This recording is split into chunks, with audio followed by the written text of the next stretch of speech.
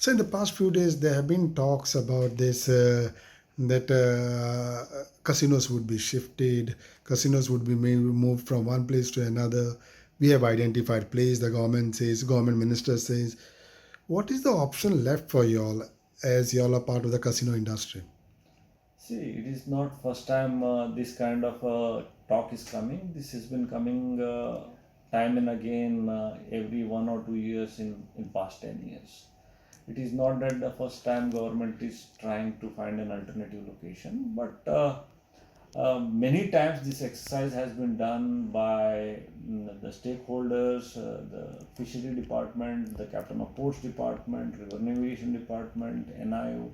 A lot of other departments together have done a lot of studies to find an alternative location for the offshore casinos, considering all the commercial as well as safety aspects. But unfortunately, they couldn't find a single place so far which is suitable enough from the especially from the safety point of view. It's a myth that we are refusing or we are resisting the government. It is untrue. Uh, you must have seen over last 10 years, whatever government policies come, government rules come, whether it is increasing of license fees or increasing GST or whatever decision government takes, we always accept it and we follow it. So same way now even the shifting of casino, if tomorrow whenever the decision comes in, we will accept it and we will follow. We will not resist or we will not cry over it. But unfortunately, so far they have not been able to find an alternative location uh, which is suitable from especially the customer safety point of view. Because what happens is uh, the people are saying that ships cannot be shifted. My ship can be shifted anywhere. It is my men are on board, my captain is on board, my full crew is on board. Anytime if I tell them to move from A location to B location, they will just move and they will anchor. Move and the ship will stay there. Ships are stable, ship have got all licenses. My ship can go anywhere and stay anywhere. Ship staying on a particular location is not a problem. Only question is how do you ferry customers in and out of that location. What happens is in the evening when the wind changes, there is more than even in the fair weather. Forget the bad weather. Like last week, what happened? The biggest of the biggest vessels got grounded.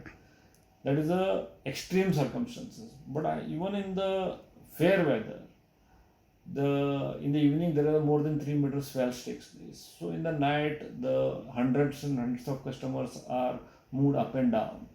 So, God forbid one of the feeder boat capsizes and about 50 to 100 tourists die. Who is responsible for it? Is anybody going to take responsibility for it? No one would take responsibility. They'll simply arrest the casino owner and and they will be criminally charged. The casino owners will be criminally charged. But that's not a solution, because what happens is one of such incidents happen, what will be the repercussion on Goa's tourism industry? There will be a far-fetched effects on Goa's tourism industry. Secondly, there is a major terrorism threat through sea, which inputs we have been getting over the years.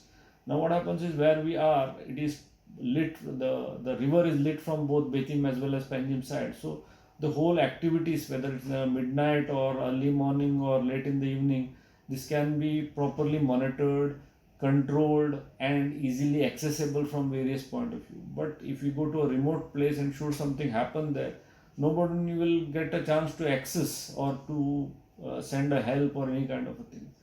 So employment and generation of revenue, these are there on the one side, and on the other side is very important thing is customer safety, because people come here to enjoy, so their safety is our responsibility, so we should make sure that they are safe.